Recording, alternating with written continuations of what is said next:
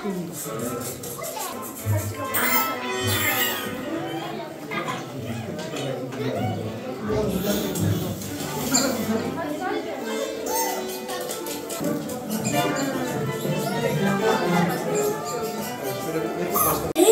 seni tanımıyorum ben.